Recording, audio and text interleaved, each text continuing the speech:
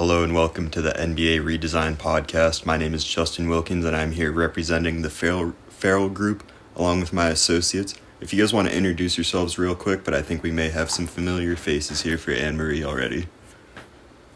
My name's Brian, and I'm ready.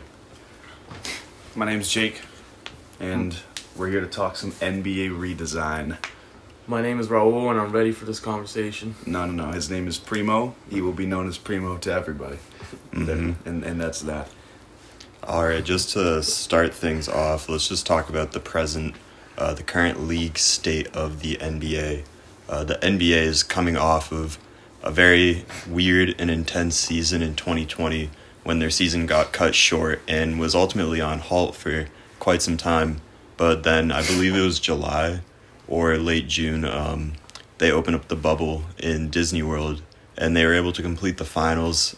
And that was just very crazy, especially considering that they had 0 positive cases throughout the entire experience. And they were able to navigate that successfully, and obviously that's amazing PR for them. They're coming off that, but they're also coming off the Black Lives Matter protests, how that's impacted the league, how players feel about everything that's been going on, and a lot of players are, like Kyrie Irving, are using their voice more to project what they feel, and it might not be what the whole NBA is thinking, and that has caused a little bit of rifts, but ultimately everyone's back to playing right now. We're approaching playoff season, and the NBA is going, I would say, pretty decent. Pretty well. Yeah, if I could touch on that real quick, I think you brought up two pretty large topics in terms of the 2020 season.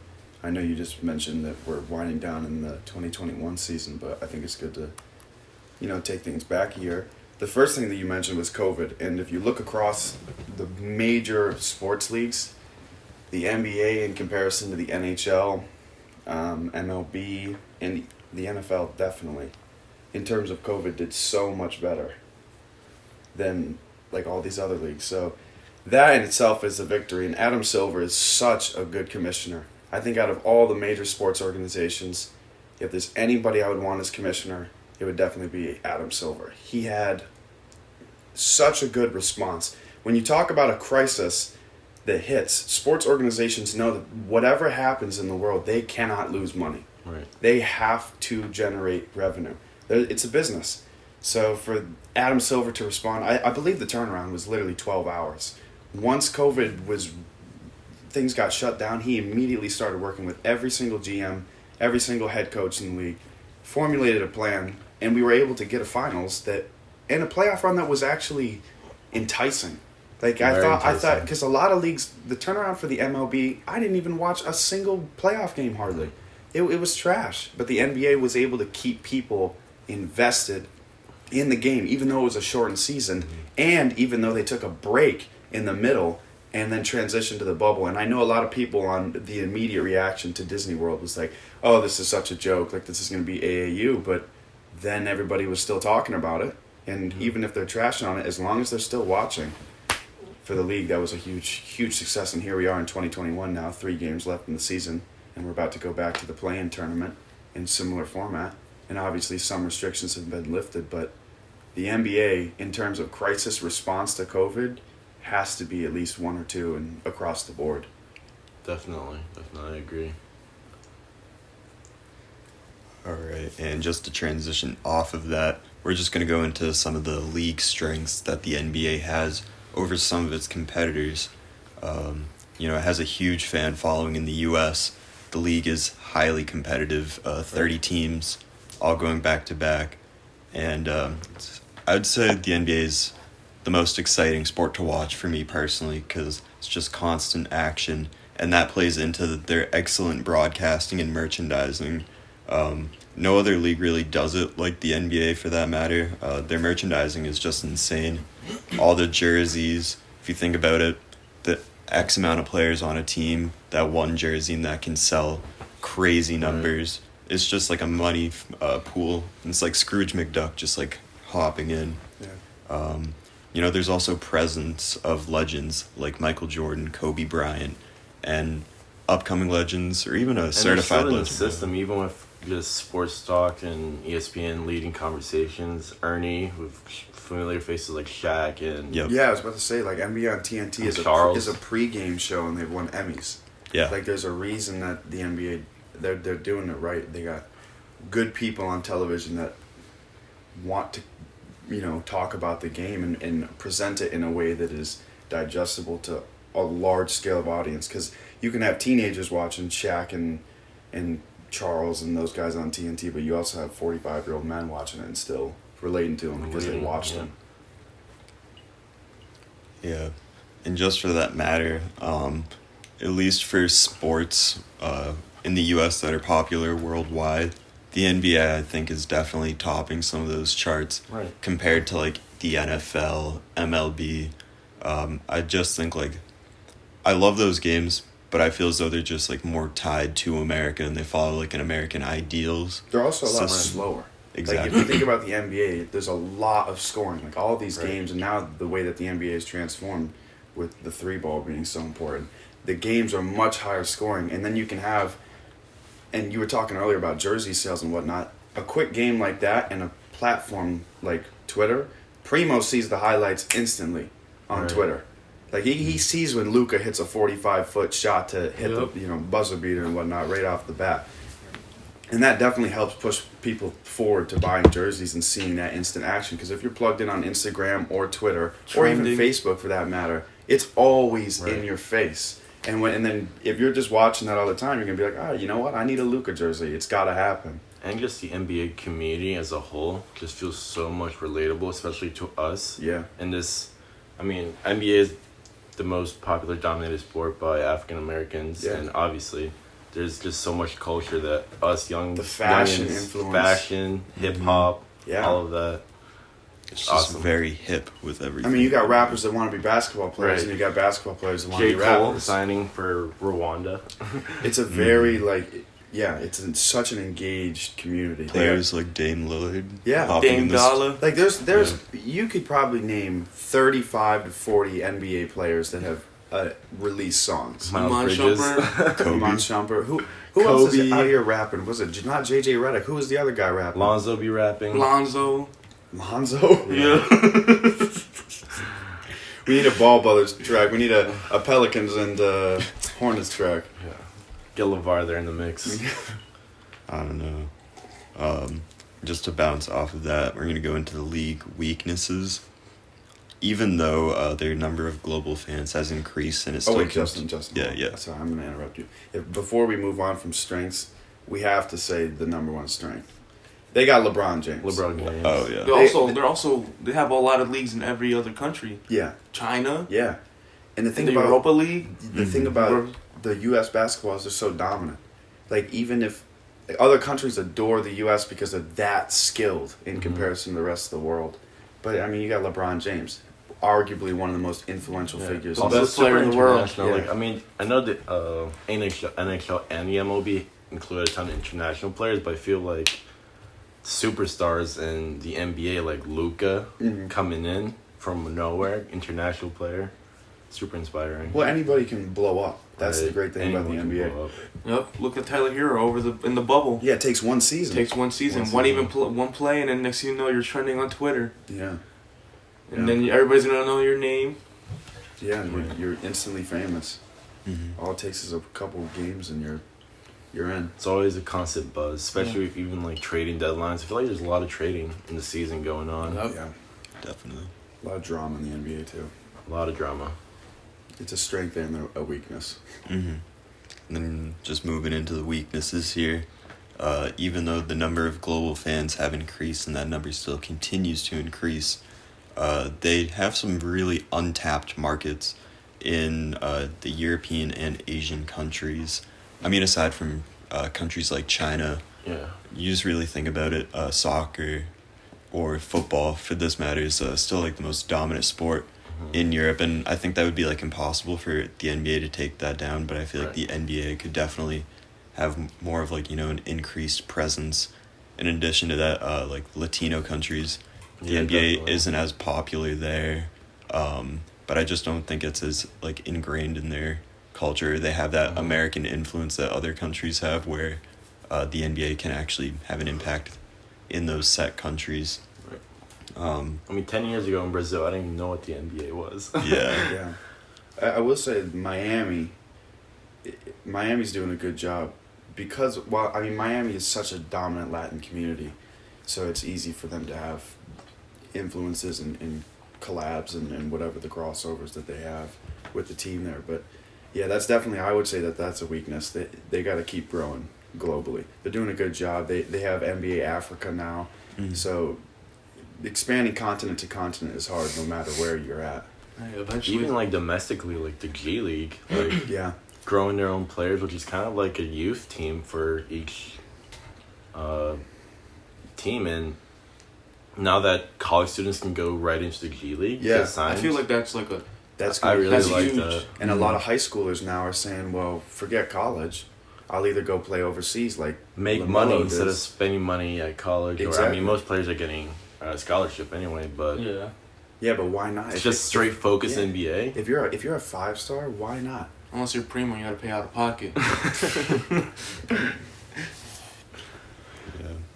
And just also moving on to the next point, although the league is very competitive, there is the presence of too many one-sided teams at Right. times, with just these super teams going up against like the Atlanta Hawks or someone, or like the Right. Charlotte Hornets. Like, it doesn't make for an interesting game at times. Well, It still doesn't make sense to me how the Nets have acquired James Harden, Kyrie, and Kevin Durant on the whole. they have one some team. angel investors They somewhere. just play their somehow. card right. Yeah, well, they also cap space in the NBA is a huge thing. Yeah, if you know what you're doing. I mean, Do you guys think it's fair? well, we hit a turn in leagues. The NFL was and MLB were the two highest leagues in terms of cap space. You had athletes out here making close to $40 million a year. The NBA wasn't doing that until about 2014. And then you had people, I always say this when we talk about this, we've talked about this before, but you had people like Chandler Parsons who played well for 1 year and was out here getting a 4-year, $82 million biggest contract. robbery in the The league. inflation happened back then, and now here we are. Yep. The cap space hasn't really been dealt with. I mean, it kind of just they did stuff back in 2018 to try to level it out, but we still have players making crazy money on 2-year contracts or Right. 3-year contracts. It allows for the ability, if you trade away a couple of players who have large amounts of money attached to their name, and you can get other teams to eat up the contracts, you can somehow pull off a trade for James Harden with draft picks and Yeah. moving veterans. It is crazy though. The super team. I mean, ever since Golden State started back in 2015, the league said, I was gonna say it started back with the Celtics. LeBron. "Well, Nah.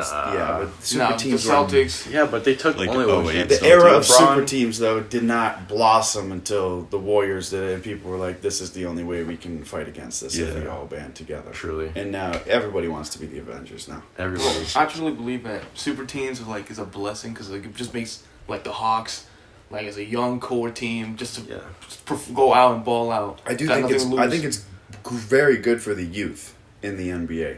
I don't Is think it- it's good necessarily for viewing audiences, but the younger players I definitely. mean, look I at don't the know. Knicks. Who would have thought? Yeah, but Yeah. now that's what I'm saying. It's stemming from the fact that they're playing increased competition and have to perform. But then you also have to look at how much of these super teams are actually playing as super teams throughout the course of the year. True. Everybody talks about how the Nets are James Harden, Kevin Durant, and Kyrie Irving, but They're- when have those cats all been on the same Yeah. Barely. They're court very- together? Yeah. I mean, Harden's Injuries. expected to come back tomorrow for the first time in how long? Kyrie Irving has been the most consistent player out of those three this year, Yeah. and that's saying something. Yeah. That's Yeah. saying something. Yes. The Lakers, they haven't had AD or LeBron for AD the was past there yesterday. however many weeks. I agree. I think super teams are, I don't know. It's tough because we won't see the super teams until I don't think next year. When everybody's fully healthy and Right. from the get-go, we see the trios and the the super duos going off. I don't know. But then we also, I can't take away from the fact that this year the Nets are still the 1 seed. Or what are they? It's a Philly Philly? first seed. Who's Nets, 2? Nets. Nets are 2 seed. Okay, so they're still balling. And then if you look in the Western Conference, the Clippers are hooping finally, and that's a super team. The Suns are in first place. Yeah, Who would Suns. expected the CP3, that one piece to make him Another go. super team. You could argue. Devin Booker. It's like Devin it's Booker, kind and then you have like a CP3 young and center. Ayton. But that's what I'm DeAndre Ayton. saying. Yeah. You have every team now trying to get that trio that can go against It's the like next duo, trio. It's like building a duo trio. Yeah, you gotta have the Bulls either just two- did it with Yeah. Vucevic and Levine. They've been playing really well. That's what I'm The saying. Bulls are just still the Bulls. You know. We're in the hunt. They're in the playoffs though. I mean, I know they're in the No, hunt, not but yet. like they're just oh, still. play-ins. Yeah. And just moving into just this last one, high ticket prices is a concern, but I feel like Yes. that's just a common theme in most It sports depends, leagues. like, because Right I now. know back home there'll be games where it's like $200 and there'll be games that are like $40. Well, Yeah, you the just gotta league now catch is it. forced because they lost. Everybody lost so much money with COVID. Right. Mm-hmm. They're forced now to try to scrape some of that back. I believe the NBA lost like 1.5 billion. Yeah. Wow. And so That's crazy. if you think about that, they know fans are eager to get back in the stadiums and watch. So they're going to be like, okay, they're probably willing to pay more just to see a live sporting event again. We'll bump the ticket prices up. The New York Yankees have been doing that, but they've been doing that long since before COVID was even a thing, and that's why I can't stand it. But Yeah. that's also why they have a bleep ton of money. So Exactly. And then just some areas where the NBA could grow. They could tap their global fan base by organizing exhibition matches outside the USA. You know, I really love this idea, and I actually, later on in this podcast, when we talk about our actual redesign, that's something that I really wanted to push for, because these global matches, you know, you could bring them to cities like London, Kind of like the Uh, NFL does that. Beijing. Yeah. Exactly. Like, you can just go like anywhere in the world where a global audience is present in just that untapped market. You know, Even they in could the summer, like the summer league stuff, they could do that globally. have a game in like Mexico City, have a game in even like Brazil. Mm-hmm.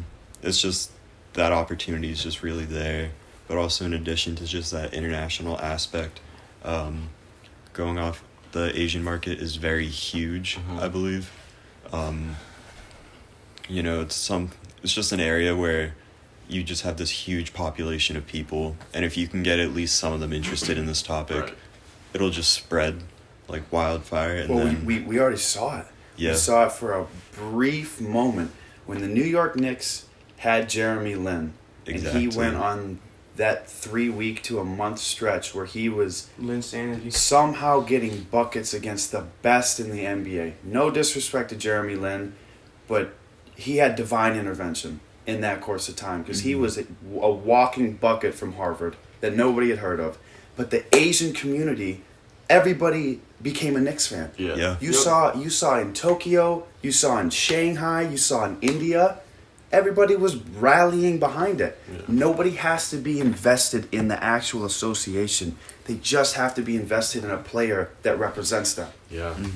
And that's what happened. But there's no now the involvement of Asians in the NBA. There's hardly any. But look Yeah. back to when the Rockets had Yao Ming. Definitely. Another huge investment. And that's why the Rockets had such a close relationship with China before their stupid GM, Daryl Morey, went and ruined everything by yeah. tweeting stupid stuff. Go look that up yourself. But yeah, you just have to get. It takes one player. It really does take one player.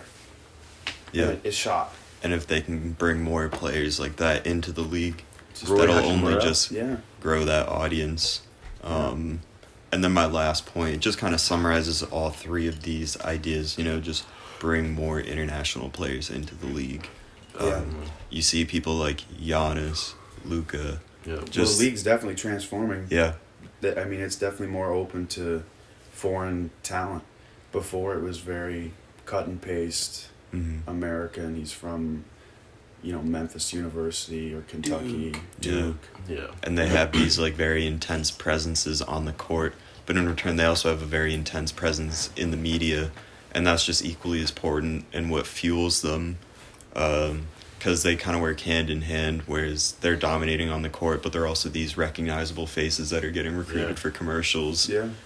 They're just spread everywhere, and it's just like a perfect mix, I think. And if the NBA is able to, scout some more of these players, I think that will truly make it like a global league. Yeah. And to bounce off that, we have some of these league threats. Soccer in the U.S. is becoming a threat to the NBA. Really?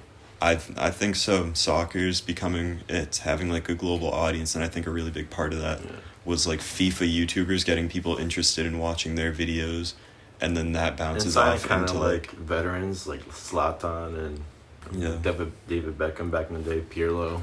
Yeah. Oh, Justin, you bring up a good point too. Like YouTubers and gaming, huge impact because when Both NBA too. Exactly. I've always been an NBA fan. I've always watched the Bulls play because that's my team, but I didn't really start watching the league until I was like a freshman or sophomore in high school, and I was playing 2K every day. That's what got And me I into was watching basketball. these YouTubers talking about everybody in the league, and I was like, I gotta watch, even if it's not my team. Friday night on TNT, I gotta watch LeBron James. Cavs versus the Heat or something like that. I don't know. Young D I don't Wade. know, you just get the urge because at least nowadays, video games like imitate the game pretty well, and Well, you yeah. can just literally pick any You can- player from you can also any learn from history, And you want to know what's any in. history, and play them. Everybody wants to know what's in and what's like, new. I want to know what Gilbert Arenas played as. Agent Zero, Bucket. Yep. It's awesome. Definitely started from 2K. Yeah, soccer Yeah. though, I agree it's on the threat, but I don't think the United States will hold a coin to on United States soccer will hold a coin to NBA until they start to perform See, well I in the feel World like Cup. soccer's dying out. I don't see nobody talking about soccer Yeah. like that. Even Champions League and Yeah, all no, that. I haven't seen nobody say, "Oh, Well, it's tough though because we live in Ithaca, New York. Yeah. True. Globally, soccer. But all my boys back home, we all big soccer fans. We stopped talking about it. Oh, We really? don't care. You're just Like done it's with just it? been I done. think the hardest part, even for us Americans, is just timing. It's It's- just always I mean- that horrible time. I mean, Yeah. the thing is, like, I haven't, like, you know how in the Like a NBA, 3 p.m. media soccer wise, game? they are pushing everything. You just scrolling through Instagram, you see a NBA League Pass, Yeah, that's this true. and that. Twitter, you just see highlights. You don't see nothing about in soccer. But like, Right. That's true, but in Europe it's the reverse. Yeah. So in Europe they're getting their Twitter timelines are literally all soccer, all rugby, all whatever they're playing over there. Cricket. Getting after it. Yeah. Log tossing, whatever they do in Ireland. And then to take a look at the present as well, it's just an outline of media rights that we have here. All of us are communications majors except for Raul. But it's primo. Primo, yeah, sorry. So this is something kind of in our wheelhouse. You know, the NBA is currently partnered with AT&T and is owned by Warner Media and Disney. And let's see, that was a different slide, I'm sorry. The NBA has a 1.5 streaming deal with a Chinese-based company. And they also have deals in the U.S. worth, I believe, around that same area of like 1.5 billion. And let's see here. I mean, the first thing I'm thinking about media and NBA is literally what's coming out this summer, and it's the face of NBA itself, LeBron James, Space Jam 2. Yeah. That's everything the NBA wants right now. Just their cover athlete in an international movie that's going to be a huge sensation. Yeah. Because before I even knew basketball, I knew Michael Jordan. Yeah. Everybody did. That's what I'm saying. I said this earlier, you don't have to watch the league to know such polarizing figures. So the more media that you can, grab a hold of and basically partner with, the more reach you're getting. And movies is one thing, but LeBron James also has his own film production company. So it's like you got the biggest of the names that are also directly involved in media. That's definitely a plus for you, and that's definitely part of the reason that they've been able to grow. Yeah. I think Twitter's number one because NBA Twitter is so Popping. it's world renowned. People like you see random people that are talking about news on the politics on the cuff, whatever it is. They're regarding NBA Twitter. They know about it. They realize it's a movement. Yeah. I wonder if there's like little pockets in like the UK of super fans. I feel like the NBA is pushing it all over that continent and stuff like that, man. Yeah. Well, and the more stars they put on the screen. I mean, regardless, everybody's gonna know LeBron James. Yeah. Just like everybody knows Michael Jordan, they didn't have to watch him. They just know. They just know. Yeah. Like if LeBron James was to walk in Tokyo, everybody would know. Every single person would see him and instantly recognize. Exactly. They'd be like, is that Mr. LeBron? Is that You Mr. know. James? Although it's like China has the 1.5 billion media rights deal, I'm sure that's like also spread into the other countries in that region, and also just countries nearby like Japan, where you have this global audience, and they're able to broadcast these games. And I think in the future, right now I believe the NBA has 1.4 billion media rights deal per year. That's like their fee, or that's how much they take in.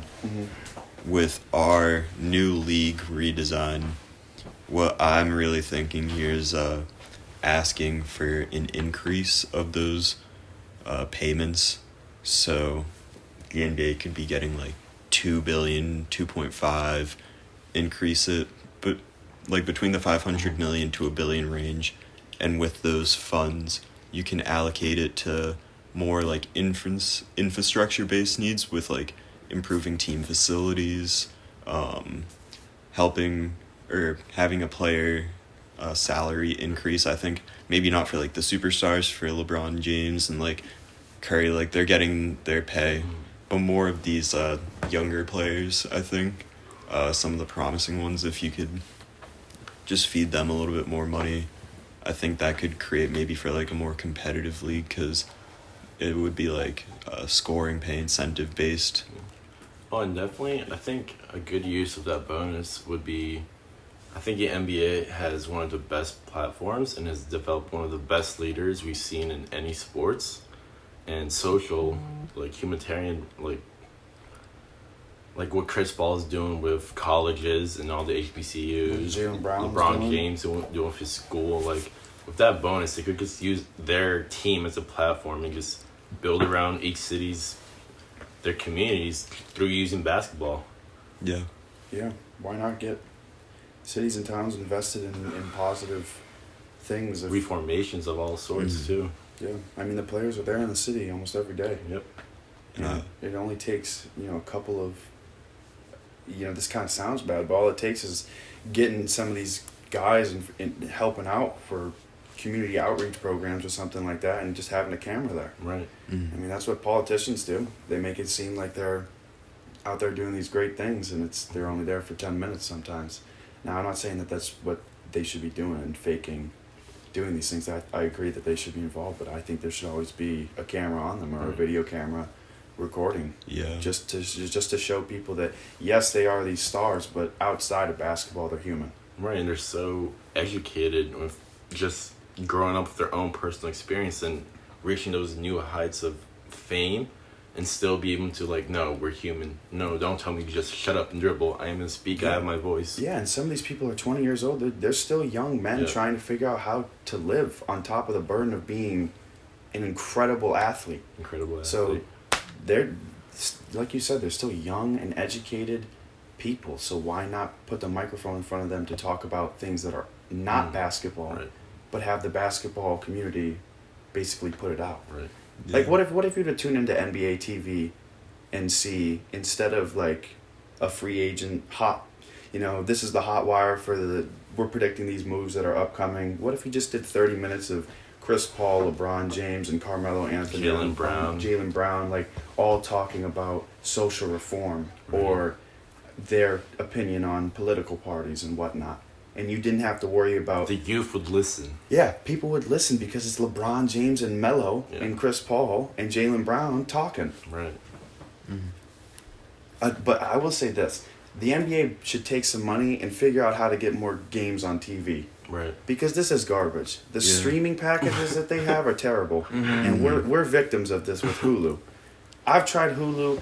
I've tried all these different platforms. You can't get consistent basketball. You can't get consistent 80% of the time sports. pirating both these games. Yeah. Like the only games where we can watch are on ESPN, which only does Sundays and Wednesdays, and TNT, which does Mondays, Wednesdays, and Fridays. I thought it was Thursday. Yeah. Thursdays. I think if the league was able to, instead of having all these like split providers, just get like one central provider Right. for the NBA. Obviously, they'd have to increase that fee for And the they do media have the rights NBA. deal. Well, they League have Pass. NBA TV. They have League Pass, but Yeah. that's bank. Yeah, that's like $60 just for a season, Yeah, Yeah, it's just. not including playoffs. That's a separate. Yeah. Really? Yeah. it's all package. about getting the bag. Yeah. I It's a think. market. Definitely needs to be way more accessible. Yeah, and like these East Coast, like I'm on the East Coast, but I'm a Bulls fan, and you're A Heat fan. a Heat fan. You don't have FS Miami. Nope. You don't have FS South Beach. I don't have FS. I don't have NBC Chicago. Like I can't watch that because of blackout restrictions Mhm. and area code violations and all that. It's hard to watch. Like I know a couple of Suns fans or you know Warriors fans or whatever. They're living on the East Coast. They can't watch their team play. The only thing that they have on TV is the Knicks and Nets. It just gets old. I just want to be able to watch my team play from my house. I feel like we should definitely be able to do that. It's Yeah, 2021. we definitely should. Like I know the streams are out there. We're watching them illegally. Yeah. I mean, we're going to these websites and they have the streams. I mean, if they have them, everybody else has them. So just put them out there. I'll pay whatever. Just let me pay for an individual package of NBC Chicago only Bulls games. I Yeah. feel like that would be banked though. Yeah, but if I'm only watching Bulls games, why should I not be able to pay like $30 for a Yeah. season? Yeah. That's exactly what I was thinking. Just like $30 for a season, maybe $20 for playoffs. Like sign up for an account. If your team makes the playoffs, you pay like 5 or 10 extra bills. Yes, I'm fine with that. Yeah. And I think across the board, if we look at like media rights deals in other countries, if the NBA could, if they have an increased audience in like say like London or something, they could link with like Sky Sports, Yeah. Oh, because I know that's like a big provider for like the BBC, Premier yeah. League. Yeah, BBC Sports. Sports. Like, there's just these huge channels over there that have just an insane audience that, like, rivals some of the audiences in the U.S. And if they could, just come together and link a deal, get some coin, we would be able to have a more profitable and global NBA audience. And I think with our league, that should be the goal, to just create more of a global and, like, international presence in the Yeah. world, while also showing like, hey, we're here to support the players, we're here to listen to what they need to say, because the NBA can't, everyone's going to play basketball, like the league, like either way people are going to play. The league can't operate without the players, but the players can still play without the league. Yeah. Yeah. And the league can't operate without the fans. Yeah. Yep. Yeah. Well said. Just moving on now to just some of the outline key sponsors of the NBA. You have companies like HP, Google, Kia, Auto Trader. Auto Trader, Pepsi, sports betting websites like FanDuel, Yeah. Tractor Supply Co. Like, you really got this just wide variety of groups representing and just paying out of the pocket, I guess. Also for collaborations with sponsorships. teams and whatnot. Like I know even Dipset did something with the Knicks. Really? Yeah, they had their entire clothing line. They had a collab and the Knicks posted all about it. Mm-hmm. That's smart. You're grabbing non-athletic figures that represent a city that your team is in, Right. and you're collabing with them because they know that athletics is a central part of the outside culture. Right. Yeah. It's great to have the Taco Bells and the Auto Traders and the Pepsis and all these big brands up here, but everybody sees that and they're just like, oh yeah, here's the paid Right. sponsorships. But if you see a cutaway of something that's relatable to you on the home level, like what if you saw like your favorite deli or something on like, Jason Tatum yeah, subs. like exactly. Like, think what's that? Maggiano's in Boston. Think about if the yeah. Celtics had a Boston. Maggiano's night, like a mafia night Yeah. or something like Yeah. that. You probably wouldn't be able to do that with, Mafia. with the league, but you know what I'm talking about. It's just Right. like every city has their own identity and Yeah. different things you can drag people in. So it's good to have sponsorships on the personal level and then the big boys that bring in the But- big bucks. When we're thinking about our league for the Farrell Group, the league that we're creating, we got to have this melting pot of sponsors. Yeah. What are some sponsors you think the NBA could potentially reach forward to and, get a patch on their jersey?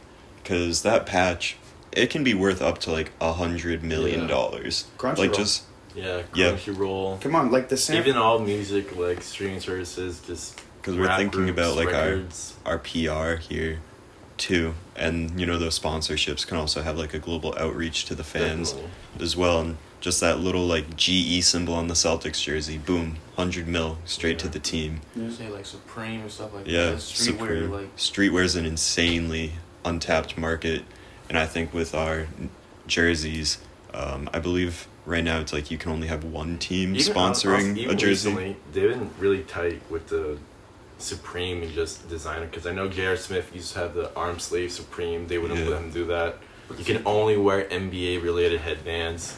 Yeah, I think with our new jerseys, we would have to think about like having 3 sponsors on there. I mean, you don't want it looking like a NASCAR, Right. like race car, but at the same time, if you could increase just that number of companies investing into your team, I think that will prove for more income coming into the teams, and that will just be like very good for us in terms of establishing like our presence.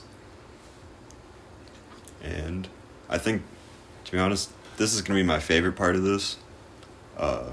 We got to think of these new teams in terms of like our structure with like divisions and conferences. I'm voting, we kind of just keep a very similar structure, 72 games, Eastern Western conferences, 30 teams. Mhm.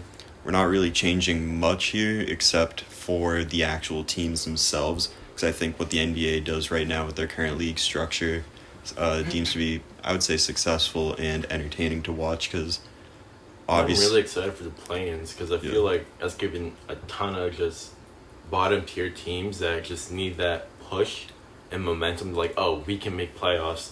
Like LaMelo, I'm so happy they're gonna be in the play-ins, Mhm. because I want to see what this kid can do. Like Definitely. he knows he's gonna have to turn on the gear, and a ton of these rookies, especially all the Knicks rookies, like this is their time to shine, and I think it's a huge opportunity for all these teams. Yeah. Even the Bulls, who haven't seen the daylight playoffs in a ton, like they had an opportunity to make it. Even the Wizards, who we would never thought would be even in the top 10. the Wizards are in there. Yeah, right Yeah. now. Mhm. What? And just with our new team structure, obviously like we're keeping the same structure that the NBA currently has with their teams, game schedule, Mm-hmm. that aspect not changing too much, because I think what they're doing right now is successful. But the teams that we'll get rid of, I think you guys may have some opinions to this. I'm currently voting for Orlando Magic, Huh. Sacramento Kings, Damn, they was deep. New York Knicks. Are we replacing him? Yep, and I'll tell you who we're replacing them with after. And then the Charlotte Hornets. Damn. I kind of wanted to focus on getting rid of some repeat teams, whereas like in Florida you have the Heat and the Magic. Yeah. Cut the Magic, get them out of there. Knicks, they were cool back in the day, but right now they're not doing so hot. Right. So I think they could do a little mean, substitution. Now, they're Yeah. top 4.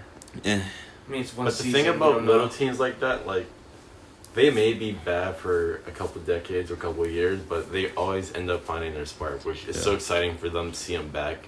Like the Bulls. Like They the still Golden the State Knicks, Warriors. though. The Golden State Warriors were a dominating team, and now they're just definitely like plummeting. But you can see they're rising back up, which is yeah. building up new talent and younger youth. Like, I do see what you're saying, though. Yeah. And just these new teams, at least that I'm proposing,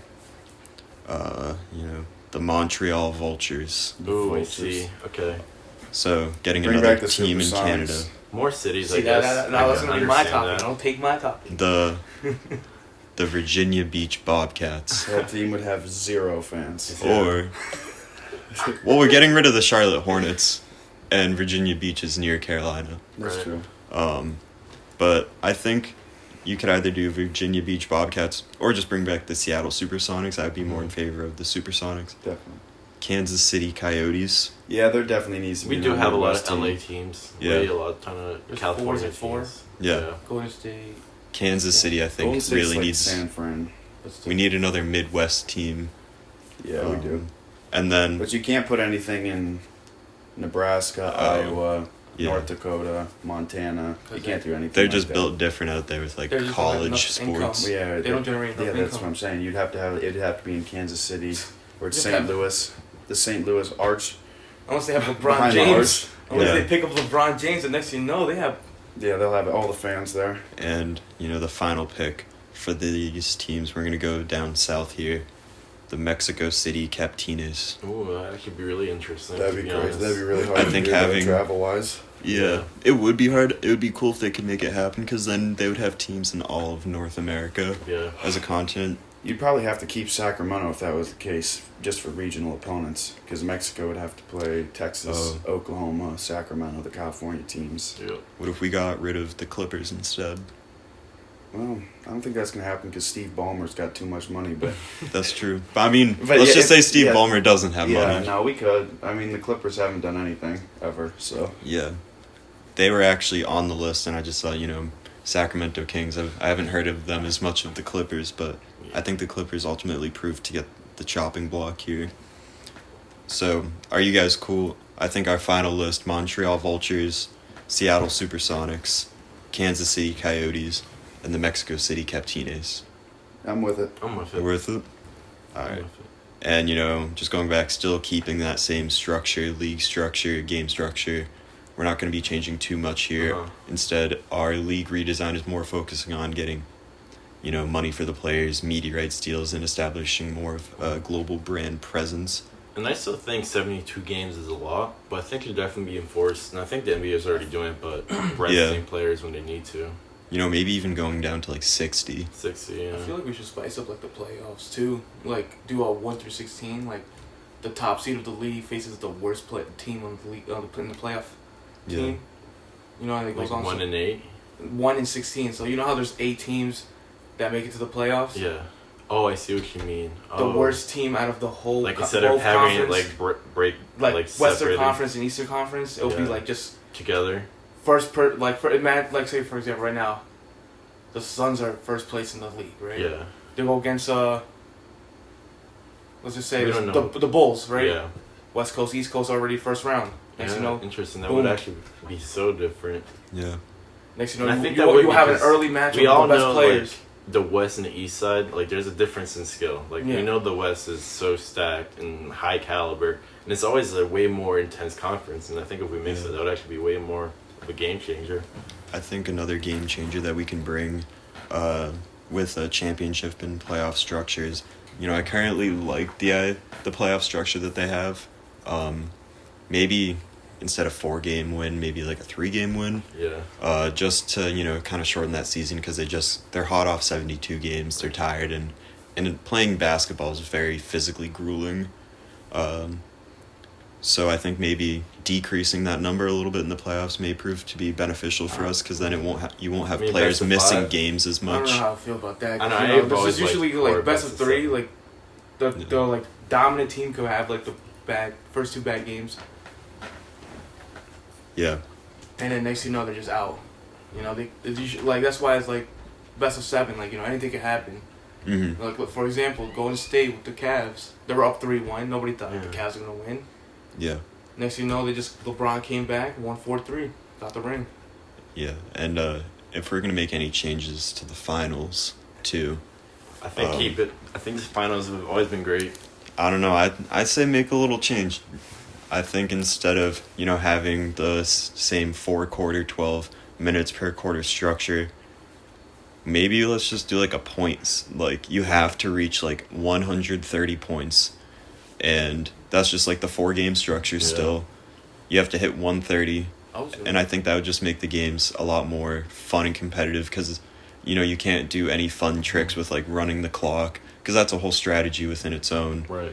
But if I don't know, 'cause when if it's still just blows, pure, it's like I think feeling like scoring. restricting the score, like whatever team gets their first obviously wins, but I feel like there's always gonna be a comeback any moment. But one difference maybe for the finals, we could instead of how we break it up to 4 quarters, do it like college, and then we have 2 halves, yeah, and you spread out your timeouts to that. Because I've always enjoyed that with even just soccer, like 2 halves, like because 4 quarters in basketball, the game doesn't really get hot until the last the fourth quarter. Yeah. If it was split into two, that second half would be way more intense than because they have the ball.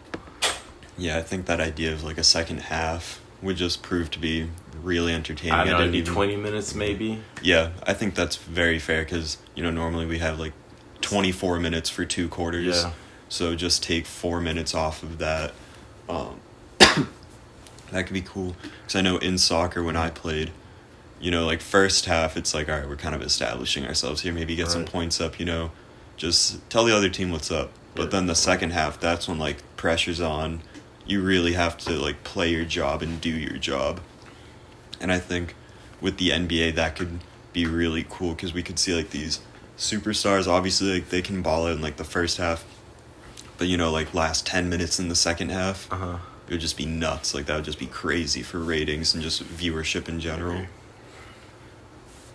I think officiating needs to lighten up, and I know there's been such an intense focus on protecting the players, but the game of basketball has been so picky and sensitive that I feel like there's a foul and stoppage so often, and it's been really bothering me. Yeah, I definitely feel that. Like, definitely got way softer.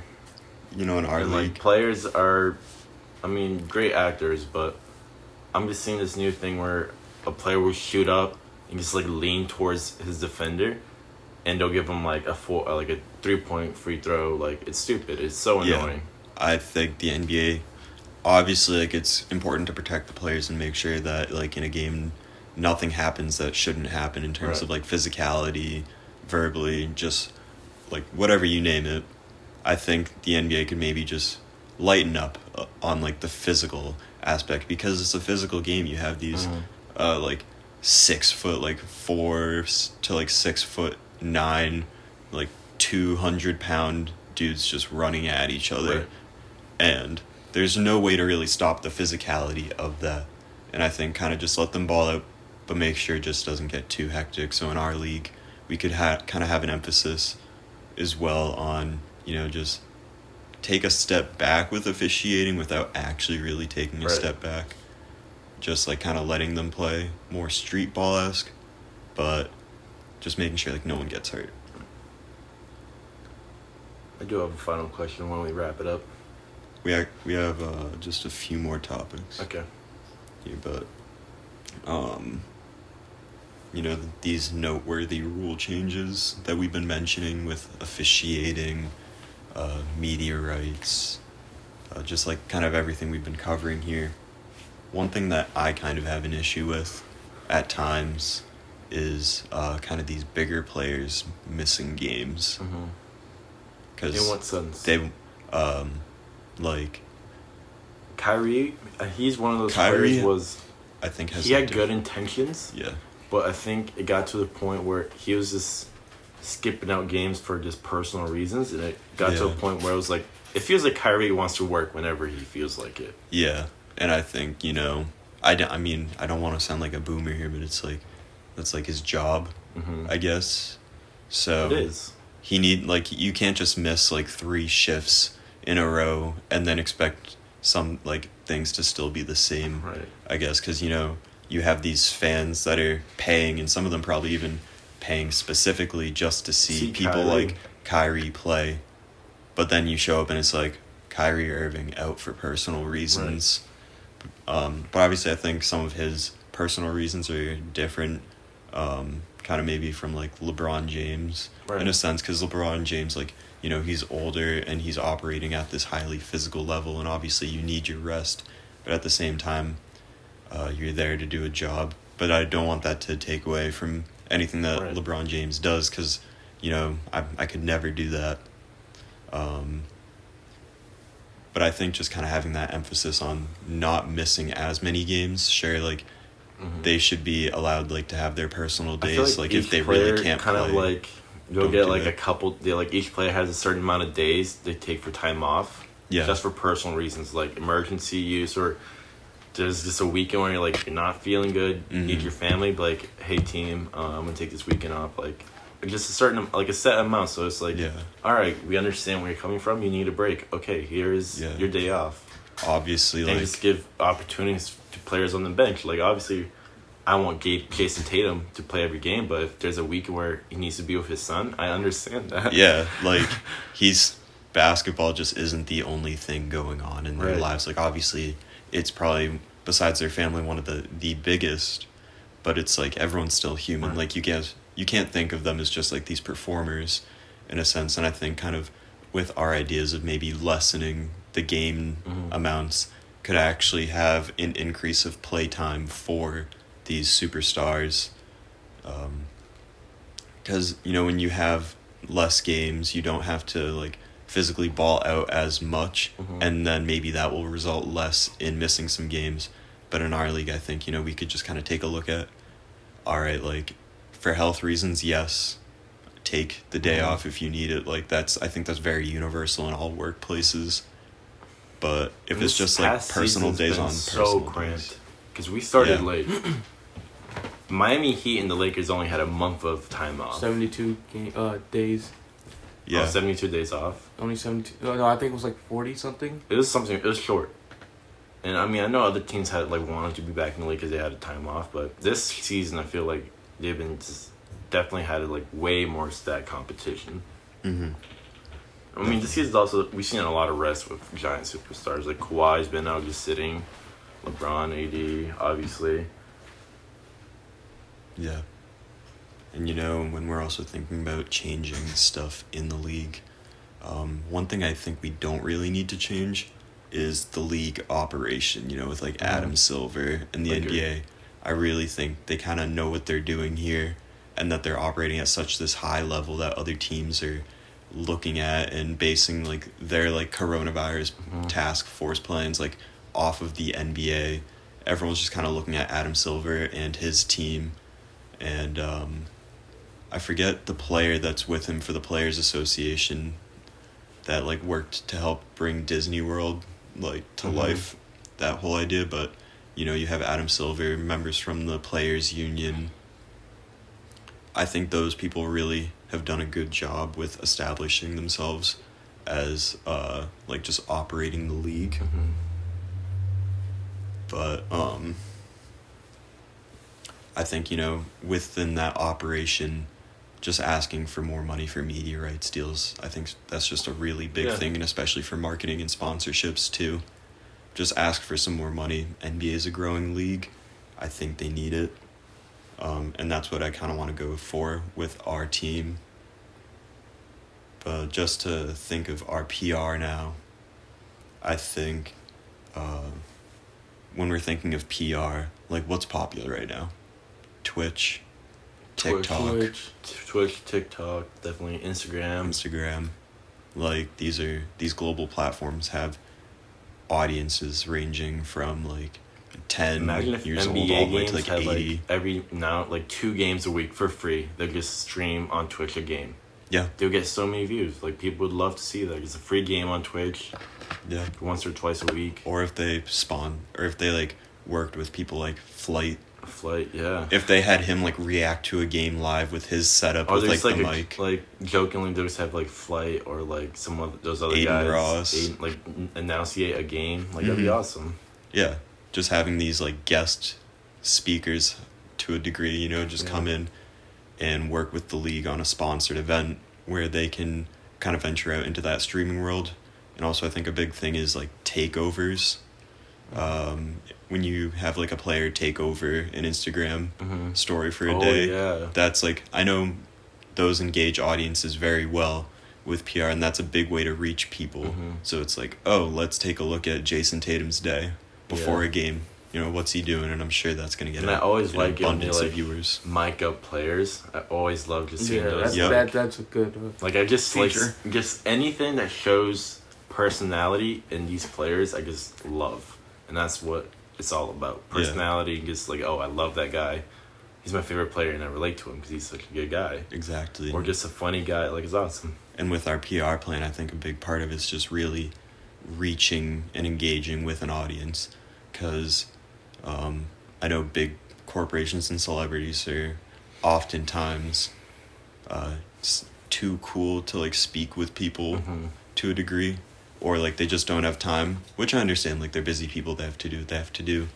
But if you can have like social media campaigns and stuff where you have more engagement and interaction with the fans on like a personal level, like players meeting fans, them doing this with people, that would just bring more people into the NBA. Because if you said like, oh, do this or donate to this cause and you could spend a day with blank, Yeah. just improve that engagement and interaction with the players. And I think for our league that would prove to be very successful because we're able to reach more of that global audience. Definitely. In addition to like just that PR, like I mentioned earlier, the exhibition games in different countries, that would be huge for global PR. And, you know, and get like some of the bigger name like sports companies, food, tech, sponsor the exhibition games out there. Even sponsor like player camps. Like I know there's even like all-stars that run camps, but then there's people like Ennis Cantor who had like over 30 camps across the United States. Like he's not like everyone's to go to player, but if you're a kid in a community and there's an opportunity to join a camp but you can't afford it, like why not NBA have programs where it helps families pay for that through that money? And you know, when you have these kids going through the camps, oftentimes kids that attend those camps, obviously if they're not like dog water at the sport, those kids can go into like AAU, right? Join these like club teams, overperform in their high schools and potentially even move to a private school. Just get these opportunities to go from like a school where they would play in like a Division III sport and it's category. only going to help out the NBA. They could go to the like Division I. We're only going to get better players later in the future. Yeah, feeding the youth is huge. And I think if the NBA kind of doubles down in their investment to that and, you know, just growing younger players, and even with the WNBA too, having those WNBA stars meet with younger girls and work with them, that would just be huge for kind of establishing talent, forming these relationships between players and teams. And overall, I think you just have a more healthy and just personable league to a degree. Right. And just like our rollout, obviously, like have like what we've been saying with that, just social media apps heavy, but also just doubling down into Twitch and those streaming platforms. I think Twitch would be awesome for the NBA. It would be crazy, just Flight reacts to like an NBA game live, or like you just have these people doing reaction stuff, or even like you said, like ZS and Beeler. Aiden Ross. Yeah, just having them commentate a game. Or just have like, I don't know, That Gunna, would be Lil huge. Baby talk over like Jack Harlow. Just got some like Yeah. rappers mix it. Like I feel like the Jack like Harlow sits with Shaq and Charles Barkley. You know how Yeah. funny that'd be? with Drewski. Drewski, just mixing just all that crowd. Because like the hip hop community has such a great relationship with Huge the NBA. relationship. So it's like if these companies, NBC's like, all right, Jack Harlow, Lil Baby, like 2 Chainz, Like, when- like when I that think game of- that they had, like, come on, do like your own like Ernie, like Yeah. Shaq, maybe even have like Stephen A hang out with them, like Yeah, that'd be so awesome. just get like a goon squad together of people, and that would really work well for like our age group audiences and like younger. That would be a Like, really I good loved way to it, reach a global market. This past year, the All Star, they had Common kind of run like Kobe's ceremony, and it was Yeah. just so inspiring. Like Yeah. he talked about everything Chicago related and just everything. Like these artists are just as popular in communities and cities as the players Yeah. and the organizations, and It's all of just course the fans are gonna love them. it's all just like representing your city. You know, we're from Boston, so I mean, we don't really have any big name artists No. to represent us one day, but you know, you just look at like Atlanta. Yeah. Like teams like the Atlanta Hawks that may not be performing well, but if they could do like PR with like artists like, you know, maybe like JID, Young Thug, Even like I mean, just this is reaching those different but- areas. And we've seen it before in the back, but Spike Lee and the Knicks, and Spike Lee's already done so many commercials with Jordan back in the day. That was just awesome, like a relatable figure mixing it with, because we already know Spike Lee loves the NBA. Why not Loves just the keep Knicks. that? Yeah, It's loves- hard. Yeah, Die just Hard Knicks getting fan. in touch with the culture. And also what Raul said, or Primo said earlier, like partnering with streetwear companies. Yeah. I think streetwear is a very big untapped PR Global market. market. You know, with our age group especially, kind of like these, I guess you could say normal brands like American Eagle, Hollister, or not Hollister, because I don't think we really wear that, but like Yeah. Nike, they're not getting, like, you don't see people wearing like those t-shirts as much, at least in Right. our age group. These people have like these underground like streetwear Right. to it. I mean, that I think people Lyrical wear. Lemonade did that with the NFL, and that was awesome. Like Yeah. Bears. the Bears, yeah. Yeah. And Well, I'm also sure the sales were great for them too. Lyrical Lemonade partnered with the NBA for All-Star Weekend and designed a whole, like, a Jordan shoe. Yep. Like, if you reach out to these companies and have them design shoes, streetwear for players, or have like a Supreme custom uniform, that would sell out Like instantly. an alternate like it wouldn't even harm. Like Mhm. it would just be awesome. Just getting really in touch with the culture, and I think with our league, that's something that we could really focus on, is just interacting with that younger audience. And just to kind of cap things off here, like, how would the consumers react to these changes? I think they would love it, especially kids in our age group, which I think where you should definitely be trying to find streaming from us.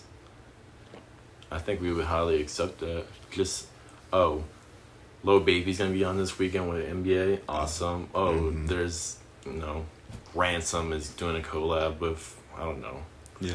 any team. That'd be awesome. Snoop and Wiz are on Twitch Yeah. reacting to a game. Yeah, like Like- I'm saying, like a special guest for like commentating Just the like games. everything, That'd be- just like something exciting every weekend. Yeah, just increasing that wow factor of the game and just that entertainment aspect, because they're here to entertain.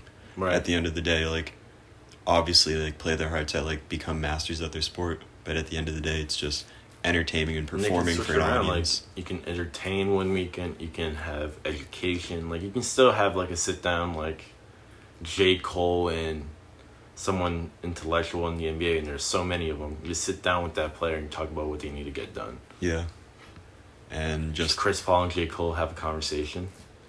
And it'll just be like, you just gotta get a player with his own show and just have a conversation. Like, yeah, just let him speak. like we know we need reform, and we know the NBA has an awesome platform for that, especially with just how the whole world right now is reacting with Black Lives Matters and all that movement. And I think the NBA really set kind of like a benchmark for really listening to their Right. players. You don't see that in the and NFL. like now we're sick of it. Like we're like Kaepernick started it. Like we're tired of just not doing anything, Mm-hmm. and these players want to do something. It's awesome. And I think by having a more player-focused league and really just listening to what they have to say and valuing their opinions on a more personal level, that would just create for an overall better relationship between the fans and the league, Mhm. because the fans know that the league cares. And like, some people may not think it, but teams do have an impact on their community and the areas that they're based in.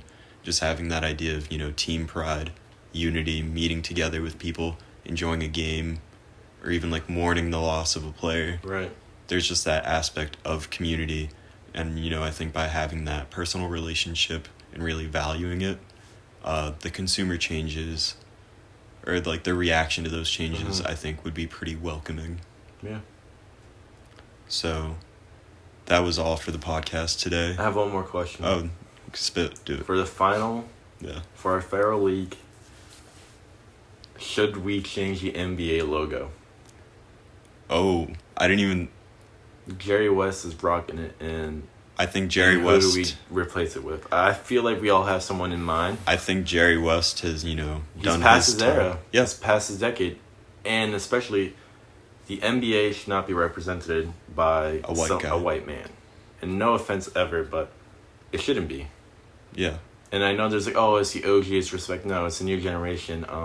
We just lost Kobe. I would love to see Kobe. Like, if anyone, just like a player that everyone loves. You can't hate Kobe. Yeah. It's just like a face that I personally, But- in my generation of basketball, want to remember. But also at the same time. Like, I don't want to take away from the history and what Jerry West has done. And now let's put this in perspective. What if Kobe didn't die? Are we gonna be in that topic? I feel like the conversation was always there. And I understand that too. because he's But I dead. think his death is just a reminder of what we have and what we can do. And let's move forward remembering Kobe forever, because I think that's a greater image. And if Kobe was never dead, I still probably put Kobe as a I- representative as a logo. I really like the idea of Kobe, but in terms of a logo that's going to be everywhere, Kobe does have sexual assault allegation True. charges against him. And, that was settled in court. He did own up to True. what had happened after, kind of not opening up to it before.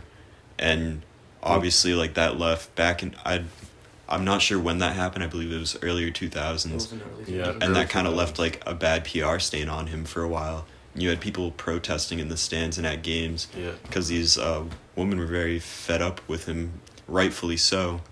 And I think obviously he was able to settle that and go through due process in court. But when you're discussing putting him on a logo, that's definitely something that the league will consider. Yeah. Jamie got a point because like we do Does live have in a the point. era with the cancel culture now. Cancel Yeah. culture. And I think a lot of people say they hate cancel culture. But in But I think respect that's of really stupid. basketball and strictly about the sport, I would love to see a logo change. I would, definitely. Me too. And if it's not I would be. Kobe, I'm okay with like Kareem Abdul-Jabbar, like Bill Russell, like someone OG respectfully.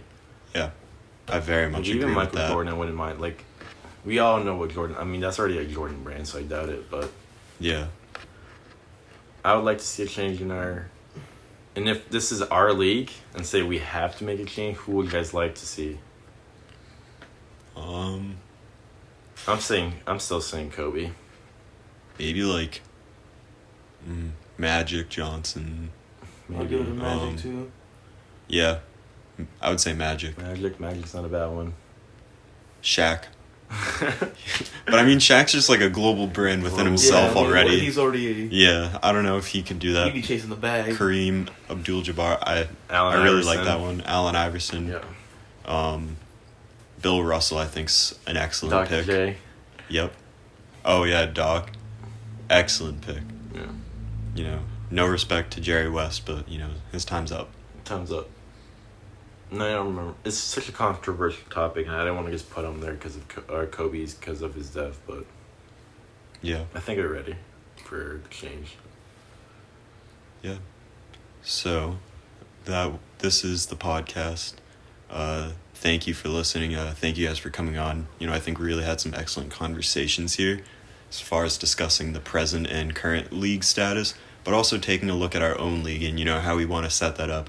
And I think we really touched upon improving player relationships with the league and the fans, increasing, some more funds for them as well through media rights and advertising, because that's just huge nowadays. It's Growing the everything. community, keep it hip, keep it entertaining, keep it educational, keep everything we love about basketball. Yeah, and just tell Adam Silver and the league operators, just keep on doing what you're doing, but also remember, listen to your players. Right. Hear them out. What they have to say is important. Things that they preach are important. Everyone's voice matters, and this is just not the person up 100%. top that deserves a voice. Everyone, respectfully deserves to have their voice heard. Respectfully. And with our league, that's something I think we'll really do. Yep. Cheers.